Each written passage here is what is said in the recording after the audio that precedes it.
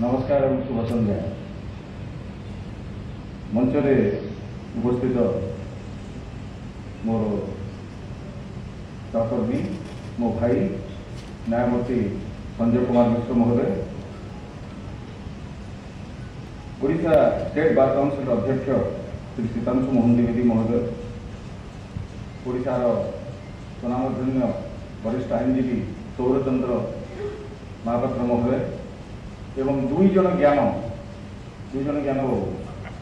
कथा हूँ एत ज्ञान को आम पारे संभाई पारू तो जहाँ दुई जन ज्ञान जन ज्ञान पट्टनायक जन ज्ञान परिडा एवं एठार उपस्थित कलाप्रेमी सुधीवृंद, ये जो मृदंग माधव नाटकटी आप मंचस्थ करने स्थिर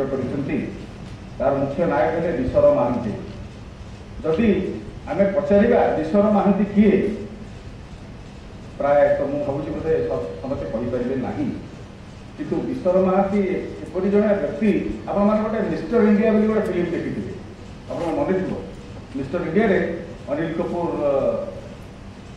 माने मिस्टर इंडिया रोल करते सी गोटे गोटे केमिकल फर्मुला मिलता से केमिकल फर्मुला की धारण करने से इनविजिबल हो जाते अदृश्य हो जाते एवं जिते अन्याय व्यभिचार से विरुद्ध से संग्राम करते उद्यम करते से जे फिल्म जे कहानी लिखी समस्ते साधुवाद जन धन्यवाद जन आप प्रकृत जो समग्र भाव में आमर जो भारत वर्ष में व्याप्त रही जो इंडियन माने भारतीय माने जो मान आम जानूना जो मान ना ना जो मान ना केवे खबर कागज में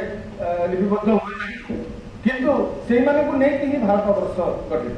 से जो हृदय आशा आकांक्षा ताकू ही आम माने से कथा को लेकिन ही भारत वर्ष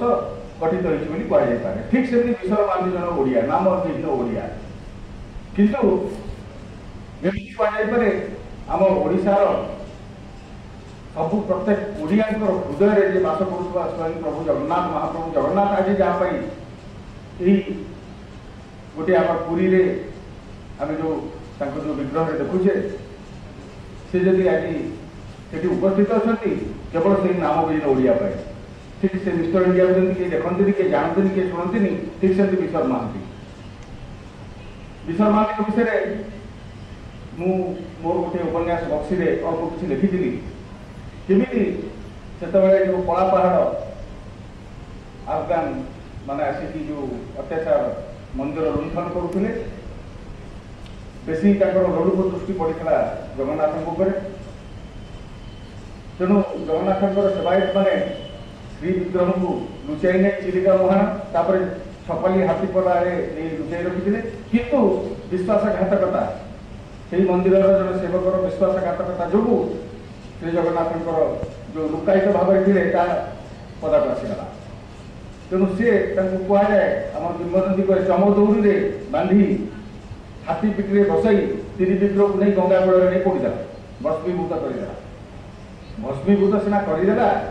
किंतु जो रही जाता प्रभु भितर जो ब्रह्म पदार्थ ताकू कौन से बड़े बड़े कौशले निज जीवन को पानी छड़ाई जो ओडिया किए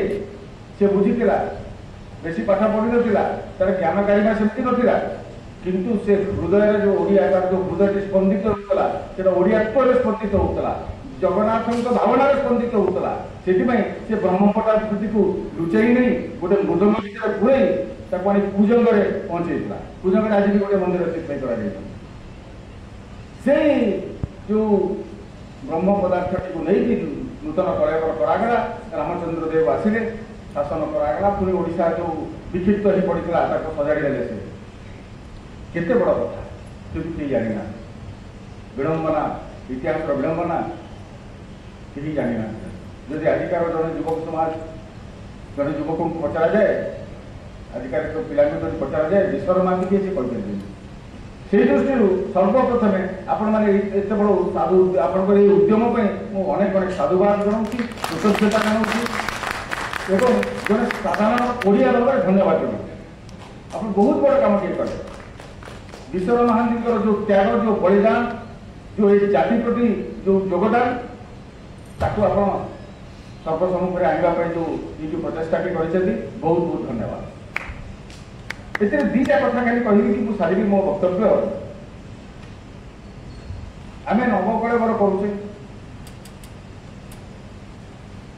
पुराना विग्रह नूतन विग्रह को जो ब्रह्म पदार्थ टी स्थानांतरित हो ब्रह्म पदार्थ कौन कहीं जानती ना जानवर आवश्यकता भी ना कारण यह गोटे प्रतीकात्मक भाव में कर मन पड़े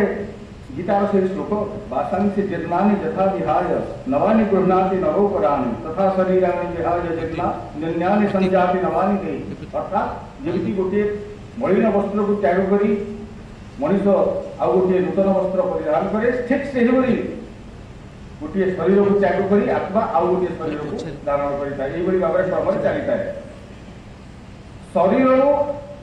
आत्मार शरीर शरीर आत्मा नुहे यही बुझे विषय महांती यहाँ गोटे विराट तात्विक कथा आम दर्शन आम वेद वेदांत आम गीता आम भागवत सबुरे अंतर्निहित रही गोटे दर्शन ये गोटे तथ्य गोटे सिद्धांत कौन से सिद्धांत आत्मार शरीर शरीर आत्मा नुहे तेणु ये आमर ओडियात्व को जाहिर करने सहित जो विश्व ब्रह्मांड में व्यापी रही आमर सनातन धर्म दर्शन तार जो मौलिक सिद्धांत जे आम सब वस्तुत आत्मा आम शरीर ये शरीर टी नश्वर क्षणभंगुर आज जहाँ कहते काली भर चली जाइए किंतु रही जाइए जो जिनसी सी है चिरस्थायी यही कथा को प्रतिपादित कर विश्वर महांती जो से समय जो से पदक्षेप ग्रहण करते निज जीवन को बाणी छड़े अवश्य ये मृदंग माधवर माने नाटक कौ कहानी को लेकिन से मुझे पढ़े किंतु विश्वर महांती कहले कहानी पुणी थे शेष आपण मान अनेक अनेक साधुवाद जनाऊँ मु भावी बेसी बेसी भाव बेसी परिमाण में नाटक करा एवं खाली नाटक भी नुहे ए विषय लेखा टीवी चलचित्र सबू मध्यम लोक पाखक पहुँचाइबा आमर आज पीढ़ी आमर उत्तर पीढ़ी समस्ते गर्व करना उचित एभली जड़े नाम मिलो ओडिया से मोर वक्तव्य शेष कर जय Jagannath.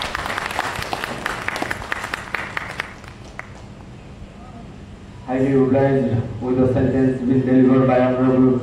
Justice Sasikant Mr. Mahathir. Now I will request our President of the Bar, Mr. Gyanandan Patnaik, please come to the dais and deliver the word